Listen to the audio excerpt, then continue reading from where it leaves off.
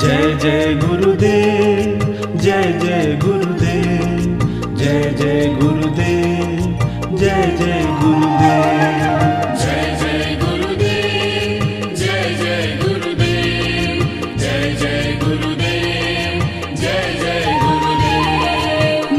श्री सबदेवन की, श्री ज्ञान संप्रदाय की, श्री गुरुवारी सारसापुरी की, श्री कैवल धाम की कथा सत्संग प्रारंभ समय का सत कैवल साहेब।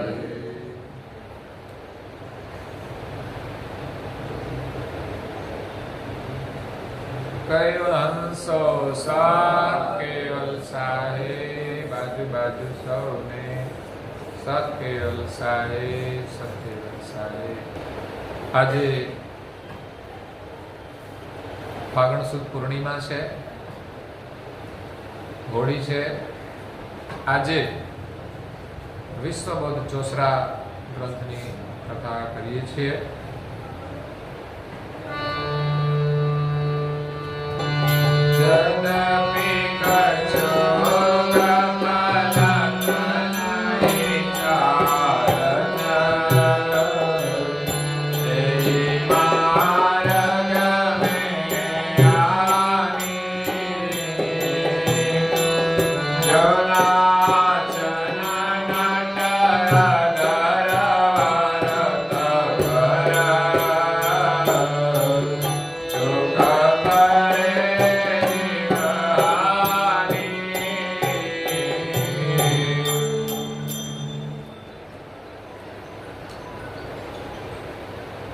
પ્રાય ભક્તજનો, જ્ઞાન સંપ્રદાયના વ્યવસ્થાપક, અનંત બ્રહ્માંડાધીશ વિશ્વ નિયંતા, સકર્તા સર્જનહારના પરમ વિશેષ અંશ, અનંત અંશોના તારણહાર, પરમ મોક્ષના દાતા, महान समर्थ परम श्रेष्ठ परम विभूतिवान परम दयालु परम कृपा निधि परम गुरु श्रीमद करुणा सागर महाराज श्री जगतना जीवोनु परम कल्याण करवाने माटे आ विश्वनी अंदर अकड़ विभूतिनो अति दिव्य मनुष्य देह धारण करी અને પ્રગટ થયા છે। જીવોના કલ્યાણ માટે દિવ્ય પરમ ગુરુએ જે ઉપદેશ આપ્યો છે એ જ્ઞાન સંપ્રદાયના પંચદશ ધર્મ ગ્રંથોની અંદર સમાહિત છે। વિશ્વબોધ ચોસરા ગ્રંથને વિશે સમસ્ત વિશ્વના મનુષ્યોને અનુલક્ષીને જીવોના કલ્યાણ અર્થે જે બોધ આપવામાં આવ્યો છે એ ગ્રંથનું નામ રાખ્યું છે વિશ્વબોધ ચોસરા, જેમાં ચાર ચાર ચોપાઈનો સમાવેશ કરવામાં આવ્યો છે, જેના કુલ 5 અંગ છે। 21 ચોસરા છે એક અંગની અંદર, એમાંથી માત્ર એક જ ચોસરો સમજવામાં આવી જાય તો પણ આપણું કલ્યાણ થઈ જાય છે। પરંતુ બધા લોકો એક ચોસરાથી સમજી શકતા નથી, એટલે દિવ્ય પરમ ગુરુએ અહીંયા 5 અંગની અંદર 21 ચોસરાનું વર્ણન કર્યું છે। પણ તમામ ચોસરામાંથી કોઈ પણ એક ચોસરો આપણને સમજાય જાય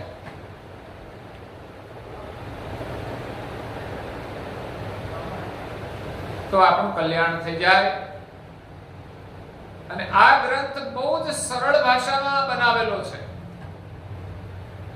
અને આપણા કલ્યાણ માટે બહુ જ મહત્વપૂર્ણ ગ્રંથ છે। કદાચ આપણે જ્ઞાનને સમજી શકીએ, સિદ્ધાંતને સમજી શકીએ, પરંતુ કાચા પડીએ છીએ રહેણી કહેણીમાં, ભક્તિની અંદર. તો ભગવાનને જાણ્યા પછી સંસાર પ્રત્યે વૈરાગ લાવીને પ્રભુની ભક્તિ કરવી એ મહત્વપૂર્ણ કાર્ય છે. જ્ઞાન બહુ જરૂરી છે, કારણ કે આખી દુનિયા જ્ઞાન વગર અંધશ્રદ્ધાની અંદર ભટકે છે. જ્ઞાનના અભાવે સાચા સર્જનહારને સમજી શકતી નથી, તો પછી ઓળખવાની વાત તો બાજુએ રહે. પરંતુ પરમ ગુરુની કૃપાથી,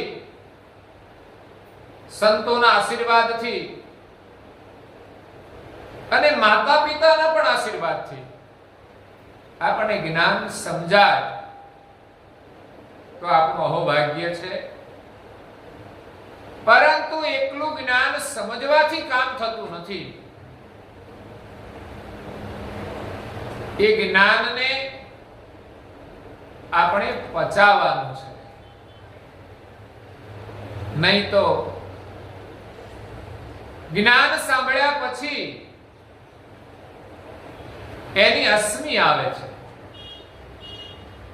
સંસારમાં જે કોઈ ચીજ છે દરેકમાં એની પોતાની અસ્મિ રહેલી હોય છે.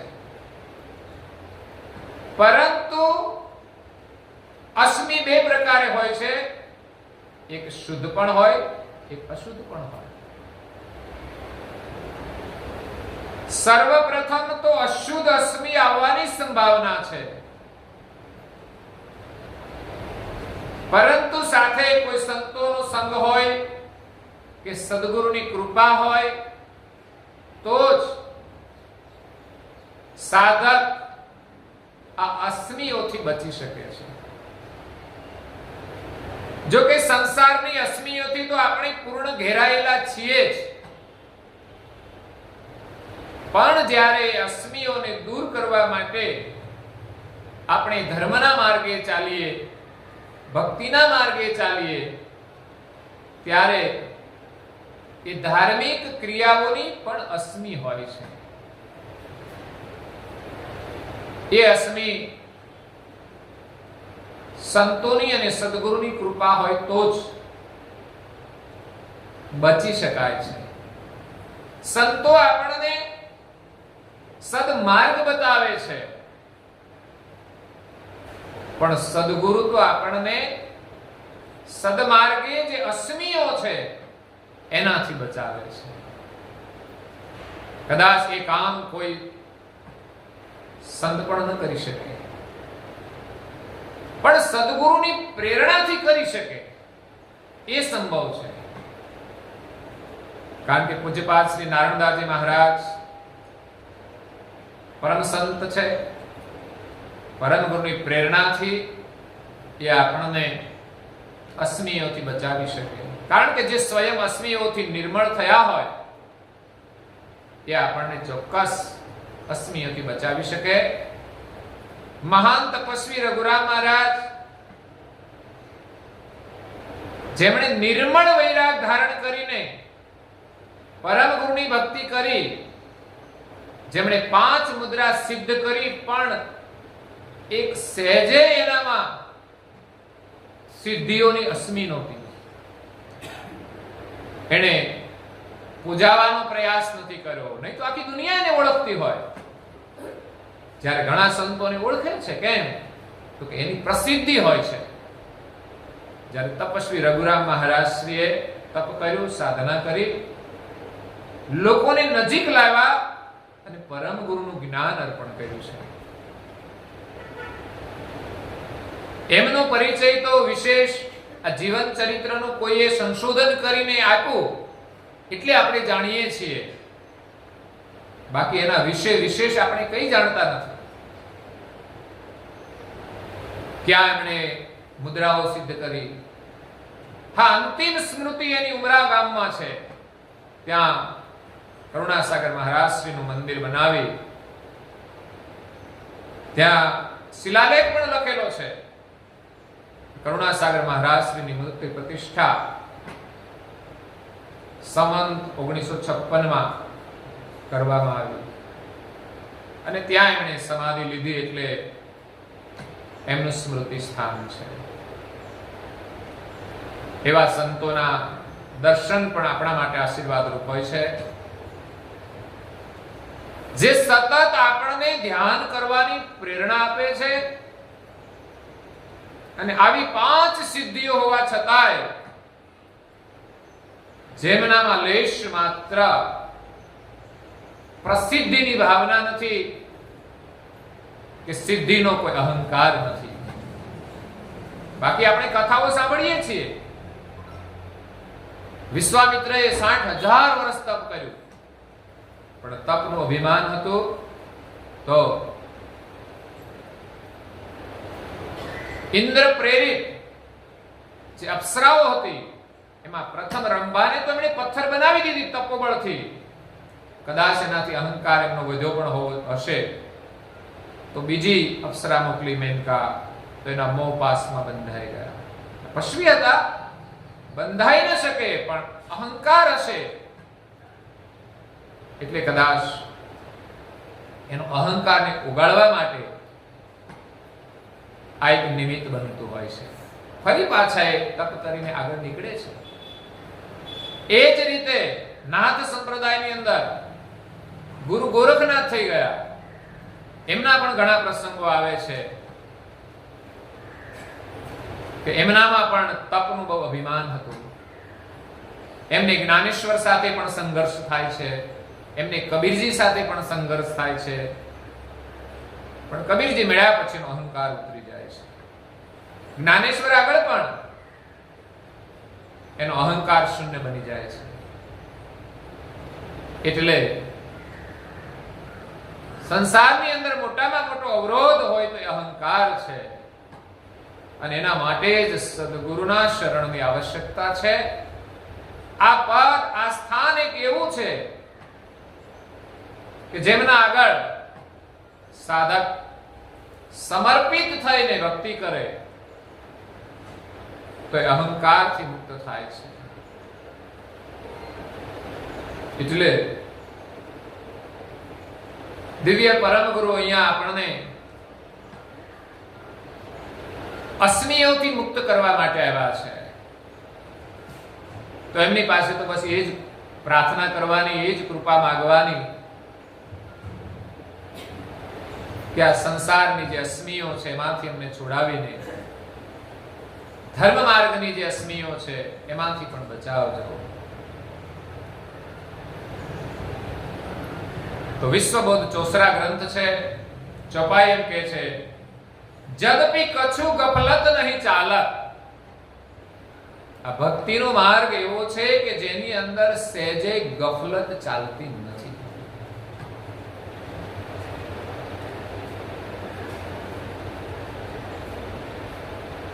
ગફલત, જો આપણે અસાવધાન રહીએ તો આપણે લૂંટાઈ શકીએ છીએ, આપણે છેતરાઈ શકીએ છીએ, આપણે કેમ ફસાઈ શકીએ છીએ. અસાવધાની છે. ગાડી ચલાવીએ છીએ, સહેજે જ અસાવધાની ન ચાલે. કોઈ આડું જોવે, વાતો કરે, પણ એની સાવધાની હોય છે કે ગાડી ચલાવતા ચલાવતા, વાતો કરતા કરતા એની એકાગ્રતા તો રોડ ઉપર જ હોય છે. જો કે આપણને ડ્રાઇવિંગ ફાવતું નથી, આપણે ચલાવીએ ને કોઈ જો વાતો કરે તો ગાડી નીચે ઉતરી જાય.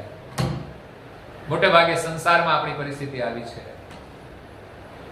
કે આપણે હરિનું સ્મરણ કરીએ છીએ પણ સંસારની વાતોમાં આવી જઈએ છીએ અને આપણી ગાડી નીચે ઉતરી જાય છે. બાકી ઘણા લોકોને હું જોઉં છું, એટલા બધા એક્સપર્ટ હોય છે ગાડી ચલાવવામાં, આડું અવડું જોવે છતાં પણ એ ચૂપ ન પડે.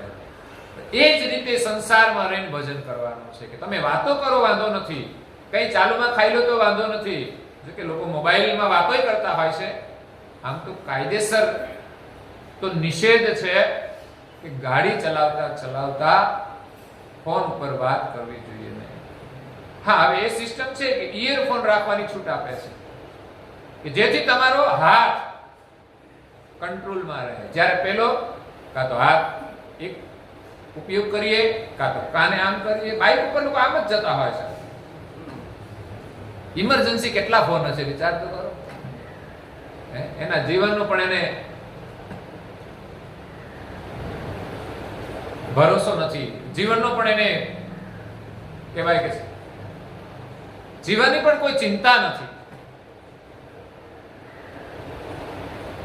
ખરેખર તો કોઈ સંજોગોમાં ફોન ઉઠાવવો જોઈએ નહીં.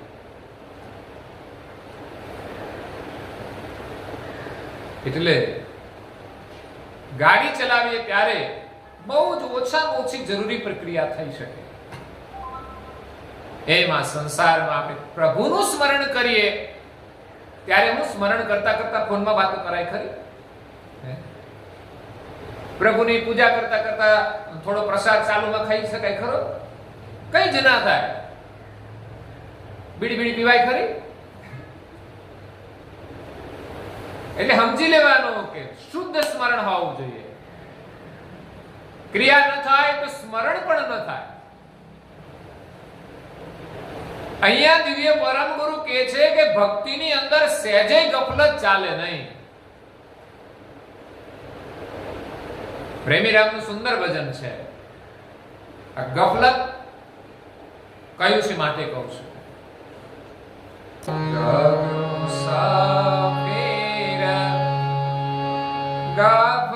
ગાફલિયા દરિયા ગે કાલ ખડાઈ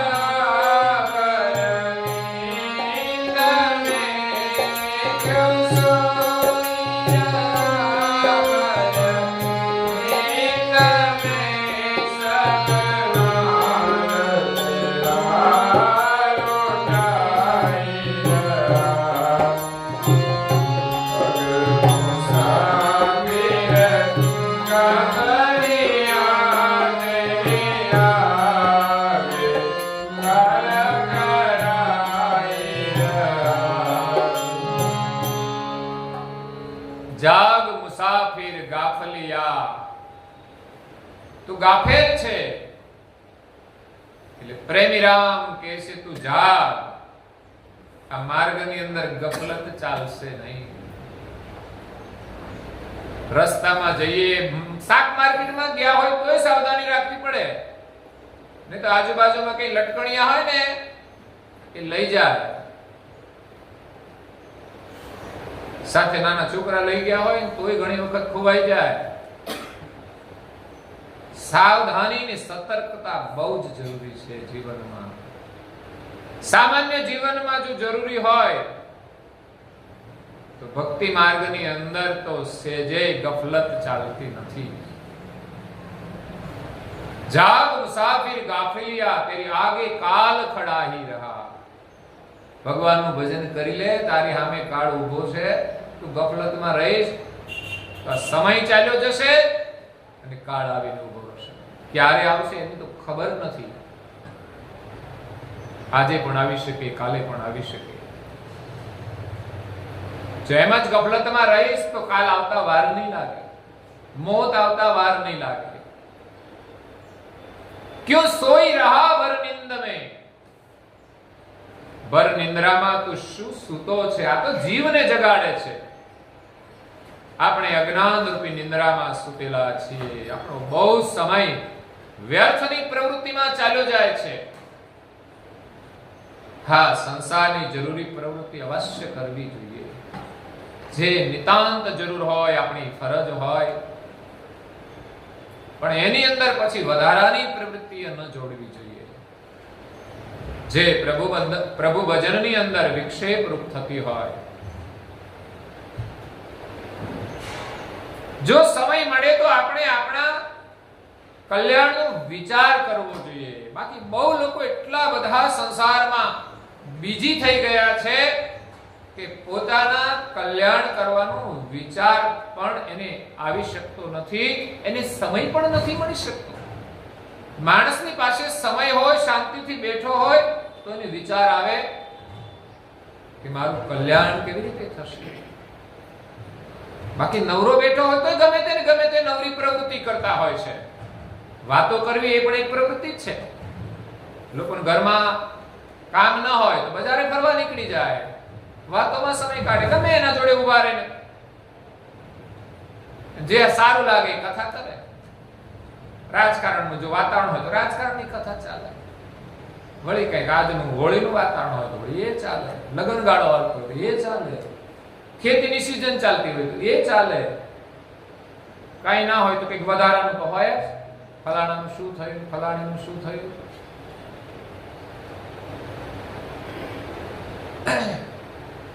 સમય બહુ કિંમતી છે.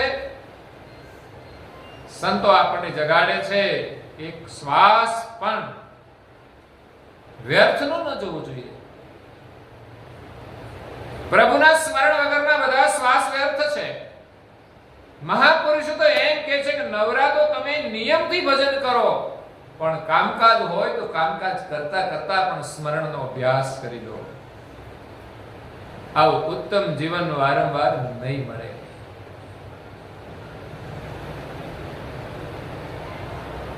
બહુ સુંદર ભજન છે, પણ અહીંયા આપણે આગળ વધીએ છીએ કે ભક્તિના માર્ગની અંદર ગફલત ચાલતી નથી. એહી માર્ગ મેં આની, આ ભક્તિનો માર્ગ છે. તો કેવી રીતે ચાલવાનું છે? જો નાચત નટ અધર વરત પર ચૂક પરે જીવહાની. જેમ કોઈ નટ દોરડા ઉપર ચાલે છે, આપણે જોયા છે, મેળામાં જઈએ ત્યાં એમનો ખેલ નાખીને બેઠા હોય. આવા દ્રશ્યો આપણા માટે સામાન્ય નથી હોતા.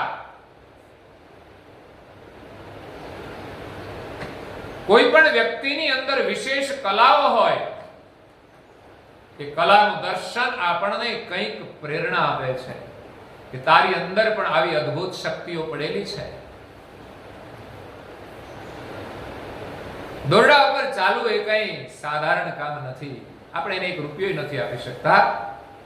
આપણે કહે તો ચાલે, એમાં શું નવાય, રોજ જોઈએ છે એટલે ચાલે, પણ તું તો ચાલી જો.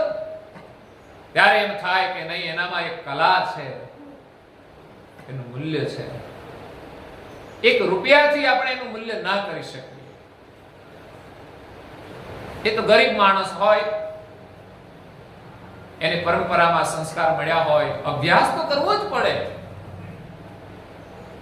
ઘણા યોગનો એવો સરસ અભ્યાસ કરતા હોય તો શરીર આખું એનું કેટલું બધું વળતું હોય છે. ઘણી બધી કલાઓનું દર્શન આપણને જોવા મળતું હોય છે. એક એક કલા જોઈને આશ્ચર્ય થાય કે આ બધાનામાં હોતી નથી, પણ જેણે સંપાદન કરી છે એની અંદર કેટલી બધી એકાગ્રતા હોય છે. ગફલતથી આવી કલા આવતી નથી. એક રસોઈ બનાવી હોય ને તો પણ સાવધાની રાખવી પડે. સેજ ગફલત થાય, મીઠું ભૂલાઈ જાય, કાં તો બધું નખાઈ જાય, ફોનમાં વાતો કરતા કરતા ખબર ન પડે કેટલું નાખી દીધું. ઘરવાળા ખાઈને ખારા થાય ત્યારે ખબર પડે કે આમાં મીઠું જ વધારે છે. ખારું લાગે તો પછી ખારા જ થાય, અને જો ચટણી વધારે હોય તો તીખા થાય. ગરમ થાય સમજવાનું આમાં ચટણી વધારે લાગે છે.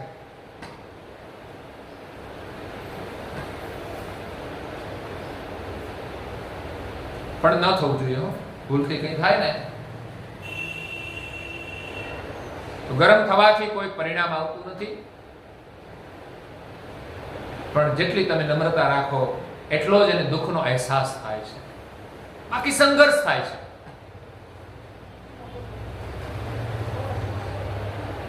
એમના કાર્યનો આદર કરવો જોઈએ. ભૂલથી થયું હોય, તમે ન બોલો તો એને વધારે દુઃખ થાય. કે આવું હતું છતાં પણ બોલ્યા નહીં. આવું ના થવું જોઈએ. અને ખાસ બેનું ધ્યાન રાખતા જ હોય છે. તમને શું ભાવે છે એનો ખ્યાલ રાખે છે અને સરસમાં સરસ એમને આવડે એવી રસોઈ બનાવે છે. પણ સારું બનાવ્યું હોય તોય તમને સ્વાદ ના આવે તો કરવું શું? કારણ કે મસાલાનો સ્વાદ આવે ને એને આ સ્વાદનું મૂલ્ય ન થાય. મારું મૂલ્યાંકન છે. ખરેખર તો મસાલાથી અનેક ગણી રસોઈ ઉત્તમ હોય છે. જાતે બનાવીએ તો જ ખબર પડે. તો કલાનું મહત્વ છે ભાઈઓની અંદર. એનું કાર્ય કરવાની કલા હોય છે. એ મહાપુરુષે ભક્તિની કલા પ્રાપ્ત કરી છે. સર્વોત્તમ કલા એ ભક્તિની કલા છે. એક યુવક ભગવાન બુદ્ધ પાસે આવે છે કે મારે પ્રચાર કરવો છે. પ્રચાર પણ એમ જ થતો હોય છે કઈ આવડત તો જોઈએ ને. ધંધો કરવો હોય તો પૈસા જોઈએ. પ્રચાર કરવો હોય તો આપણામાં કંઈક આવડત જોઈએ. એમ જ પ્રચાર ના થાય કે છે. યુવાન ગયો, બધી જ કલાઓમાં નિપુણ થઈ ગયો. એક પછી એક બધી જ કલાઓમાં એક્સપર્ટ થઈ ગયો. કારણ કે એને ઈચ્છા હતી કે મારે કંઈક કરવું છે.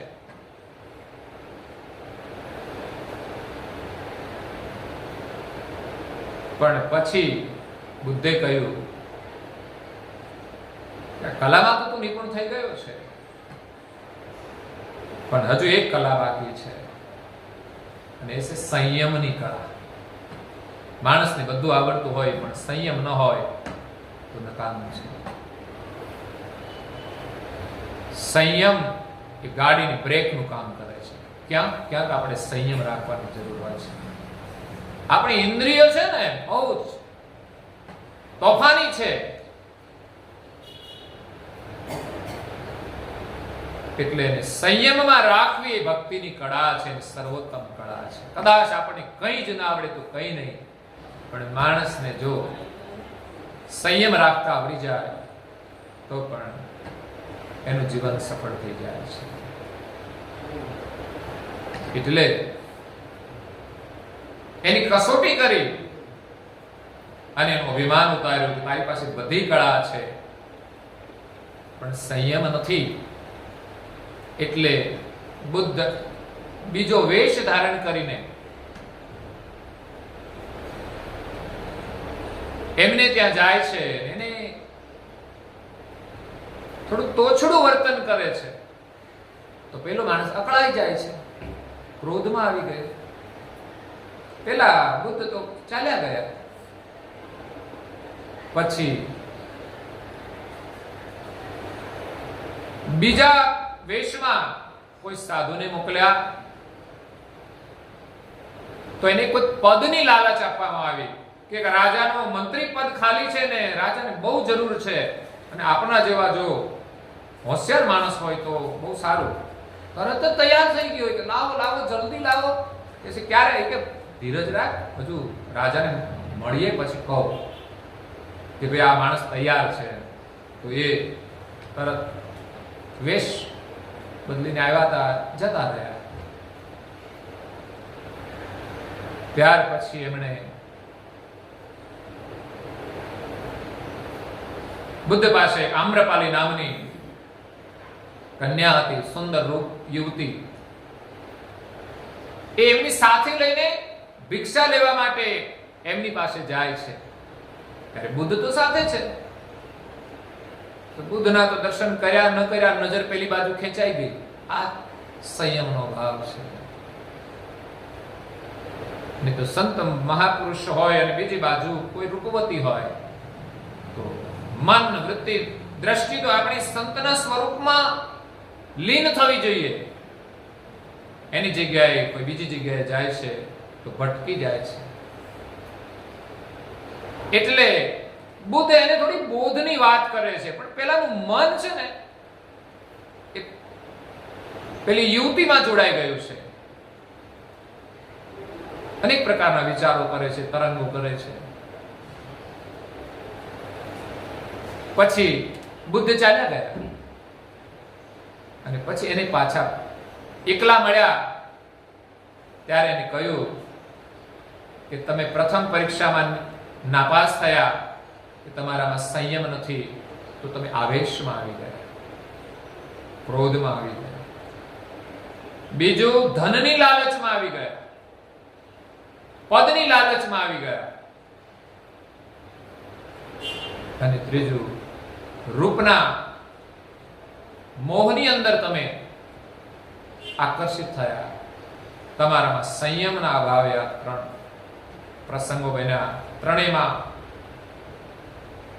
હું પણ હતો અને તમારી કસોટી કરવા માટે જ આ કહ્યું. સંયમની કળા શ્રેષ્ઠ છે. ભક્તિની અંદર સંયમ મહત્વનો છે. તો જે નટ દોરડા ઉપર ચાલે છે એનામાં એકાગ્રતા છે. ભક્તિની અંદર એકાગ્રતા, સ્મરણની અંદર એકાગ્રતા, સેવાની અંદર એકાગ્રતા, ધ્યાનની અંદર એકાગ્રતા બહુ મહત્વપૂર્ણ છે. મહાપુરુષો એમ કહે છે કે તમે જે કોઈ કામ કરો તે એકાગ્રતાથી કરો. જે પ્રવૃત્તિ કરો છો એની અંદર બીજી પ્રવૃત્તિનું ચિંતન ન કરો. જેના કારણે જે કરો છો એનું પરિણામ સારું નથી આવતું, એમાં સફળતા નથી મળતી. એટલે આપણા જીવનનો એક લક્ષ્ય હોય અને એકાગ્રતાથી એ લક્ષ્ય પર ચાલીએ, એ લક્ષ્યને અનુરૂપ પ્રવૃત્તિ કરીએ. પ્રવૃત્તિમાં આપણી એકાગ્રતા હોય તો અવશ્ય લક્ષ્યની પ્રાપ્તિ થાય છે. પરંતુ લક્ષ્યને ભૂલીને આપણું મન જ્યારે ભટકે છે ત્યારે આપણને સફળતા નથી મળતી. પછી આપણી શ્રદ્ધા ડગી જાય છે ભગવાનમાંથી. એટલે ભગવાન તો સાક્ષાત છે, સર્વશક્તિમાન છે, સર્વજ્ઞ છે, પણ આપણી શું ત્રુટિ છે એ આપણે શોધવી જોઈએ. અને બીજા કોઈ પાસે તો જવું જ નહીં. આ દુનિયામાં છેતરનારા બહુ લોકો છે, ભ્રમણામાં ભટકાવનારા બહુ લોકો છે. જે કરવાનું છે સ્વયં આપણે કરવાનું છે, અને જે કરવાનું છે એના માટે કોઈ સમર્થ ગુરુની આવશ્યકતા હોય છે. એ સિવાય કોઈના પાસે જવાની જરૂર નથી. કારણ કે દુનિયાની અંદર અનેક પ્રકારની અંધશ્રદ્ધાઓ ચાલે છે. આ જીવ દુઃખના કારણે એની જાળમાં ફસાઈ જાય છે. એટલે દિવ્ય પરમ ગુરુ આપણને એનાથી સજાગ કરે છે કે તમે ભક્તિ કરો પણ ગફલત નહીં ચાલે. જેમ દોરડા ઉપર નટ ચાલે છે એવો આ માર્ગ છે દોરડા ઉપર ચાલવાનો. સહેજે પણ આડું અવળું જોયું તો સમજવાનું આપણે આ ભક્તિના માર્ગ ઉપરથી નીચે પડીશું. જેમ નટ પણ એ ચાલે છે તો આજુબાજુ કેટલાય લોકો જોનારા હોય, કદાચ એની કોઈ વાહવાહી કરે તો મન એના તરફ જોવાની ઈચ્છા કરે પણ જોતું નથી. કારણ કે જો એ બાજુ જોવા જાય તો અહીંયાની એકાગ્રતા તૂટે, ને એકાગ્રતા તૂટે તો ચૂક પરે જીવહાની. જો ચૂક પડી જાય તો એ નટને ઈજા થાય છે, નીચે પડે છે. એટલે ભક્તિના માર્ગમાં પણ એવું જ છે કે આપણી ચૂક ન પડે એના માટે સજાગતાની જરૂર છે. એના માટે નિરંતર અભ્યાસની જરૂર છે. આ કોઈ એક કથા સાંભળવાથી એકાગ્રતા નથી આવી જતી. ધ્યાન ભજનમાં કેટલા વર્ષો વીતી જાય ત્યારે આપણને થોડી સફળતા મળે છે. જેટલી આપણી જિજ્ઞાસા હોય, પ્રબળ ભાવના હોય, સતત પુરુષાર્થ હોય, અડગ નિયમ હોય, ત્યારે એનું પરિણામ આવે છે. ભાવ વગર તો કશું થવાનું. ભક્તિ ભાવ વિના થતી નથી. ભગવાનના દર્શન કરવા હોય અહીંયા તો ભાવ લઈને આવવું પડે, નહીં તો ખોટામાં દર્શન થતા નથી. આંખો આપણી ફોટાને જુએ છે પણ ભાવ એની અંદર પ્રભુનું દર્શન કરે છે. ખોટાના દર્શન કરે તો શાંતિ ન મળે, પણ ભાવથી જો પ્રભુના દર્શન કરે તો ચોક્કસ શાંતિ મળે છે. પણ મહાપુરુષો એમ કહે છે કે છતાંય મંદિરના દર્શન સાધારણ ગણાય છે. કારણ કે ઘણા લોકો દર્શન કરવા આવે છે પછી એમ કહે છે કે ઘરમાં શાંતિ નથી, કારણ કે તમે સાધારણ દર્શન કર્યા છે. અહીંયા દર્શન કર્યા ત્યારે તો દર્શન કર્યા, પણ ગયા પછી એને આપણે ભૂલી જઈએ છીએ, તો એ થઈ ગયા સાધારણ દર્શન. આ દર્શન મહત્વના છે કે આ દર્શન કર્યા પછી પણ એનું સ્વરૂપ આપણા હૃદયમાં રાખીએ,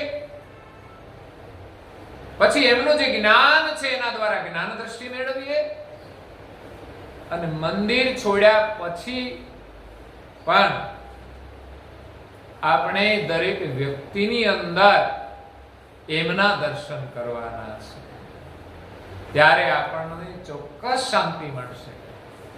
અહીંયા તો પ્રભુના દર્શન કર્યા, પણ બહાર આપણે કોઈની અંદર કઈ જુદા સ્વરૂપે જોઈએ છીએ, ત્યારે આપણને દુઃખ થાય છે, ત્યારે અશાંતિ થાય છે. સમસ્યાની જડ ક્યાં છે એ આપણે સમજતા નથી. બાકી મંદિરનો મહિમા છે, ત્યાં જે સ્વરૂપ પધરાવેલું છે એની અંદર પ્રતિષ્ઠા કરેલી હોય છે, અને પ્રતિષ્ઠાનો એક મહિમા છે કે પ્રતિષ્ઠાથી એની અંદર પ્રાણ પુરાય છે. મૂર્તિ હોય તો મૂર્તિમાં પુરાય, ફોટો હોય તો ફોટાની અંદર ચેતના આવે છે. અને પછી તમે ભાવથી જો દર્શન કરો તો તમને ચેતના મળે, નહીં તો અહીંયા સ્વરૂપ તો એનું એ જ છે. કોઈ ભાવથી આશીર્વાદ લઈ જાય છે, કોઈ માત્ર આંખોથી ખોટાના દર્શન કરીને ચાલ્યા જાય છે. કારણ કે એને જોવાનો સમય નથી હોતો, આમ કરી નીકળી જાય. કાં તો પ્રકમમાં કરે ત્યારે ફોનમાં વાતો કરતા કરતા પ્રકમમાં કરીને ચાલ્યા જાય છે. કેમ? તો દર્શન કર્યા ખોટાના. પોતાનો નિયમ સાચવો. તો મંદિરમાં આવે ત્યારે કોણ કોણ હાજર છે એનું પણ આપણે ધ્યાન રાખવું પડે ને. ક્યાંક મંદિરમાં ભીડ હોય છે તો કોઈનો ધક્કો લાગે, અને આપણને ધક્કો લાગે તો પછી તો ક્રોધ આવ્યા વિના રહેતો. ભગવાનના દર્શનમાં એ વસ્તુ પણ સંભવતી નથી, એમ કે છે મહાપુરુષ. એમના સામે ક્રોધ નથી. એ કોઈ ભૂમિકા છે એટલે આપણે એને પ્રાપ્ત કરવા માટે પ્રયાસ કરવો. ભક્તિનો માર્ગ એકાગ્રતાનો છે. સહેજ પણ ચૂક પડે તો આપણને નુકસાન થાય છે. આજે હોળી છે, ફાગણ સુદ પૂર્ણિમા,